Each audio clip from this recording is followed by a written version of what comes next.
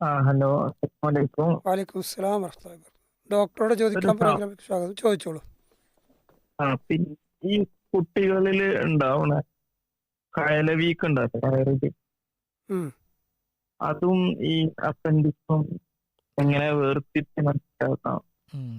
കുട്ടികളിൽ സാധാരണ മീസെൻട്രിക് ലിംഫഡൈറ്റിസ് എന്ന് അതിന് പറയാം. അതായത് അപ്പൻഡിക്സിൻ്റെ ആ ഭാഗത്തുള്ള എന്താ പറയുക കഴലകളാണ് ഇത് വീങ്ങാറുള്ളത്. ആ നമ്മുടെ ശരീരത്തിൽ ഏത് കഴല വീങ്ങാന്ന് പറയുകയാണെങ്കിലും അതിൻ്റെ അടുത്തൊരു ഇൻഫെക്ഷൻ ഉണ്ട് എന്നാണ്. അപ്പോൾ നമ്മളെ കയ്യിൽ മുറിവ് പറ്റിയാൽ നമ്മളെ കക്ഷത്തിൽ കഴല വീങ്ങാറുണ്ട്. നമ്മളെ കാലിൽ മുറിവ് പറ്റിയാൽ നമ്മളെ ഇവിടെ നാഭിയിൽ കഴല വീങ്ങാറുണ്ട്. അപ്പം വയറിൽ എന്തോ ഒരു ഇൻഫെക്ഷൻ കൊണ്ടാണ് ആ കഴലകൾ ഇൻഫെക്ഷനായിട്ട് കിടക്കുന്നത്. അപ്പോൾ അതൊന്ന് കണ്ടുപിടിക്കപ്പെടാത്തൊരു അപ്പൻഡിക്സ് ആയിരിക്കാം. അല്ലാന്നുണ്ടെങ്കിൽ മറ്റു പല കുടലിൻ്റെ ഇൻഫെക്ഷൻ കൊണ്ടും ഈ അടുത്തുള്ള അപ്പൻഡിക്സിൻ്റെ അടുത്തുള്ള കഴലകൾ വീങ്ങാറുണ്ട്. അപ്പോൾ സാധാരണ കുട്ടികളിൽ ഈ ഞാൻ നേരത്തെ പറഞ്ഞ പോലെ വിരകളിൻ്റെ മരുന്നൊക്കെ കൊടുക്കുമ്പം ചിലപ്പം ഇതൊക്കെ കുറയാറുണ്ട്.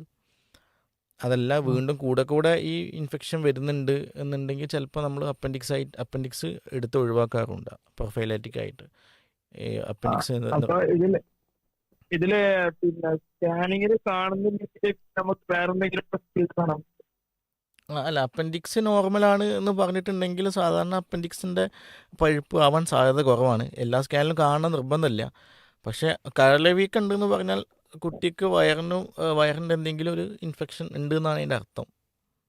അത് ചിലപ്പം അതെ, ഫുഡിൽ അതെ. വരുന്നതായിരിക്കാം, അല്ലാന്നുണ്ടെങ്കിലും മലദ്വാരത്തിൻ്റെ അവിടെ വരുന്ന ഇൻഫെക്ഷൻ ആവാം.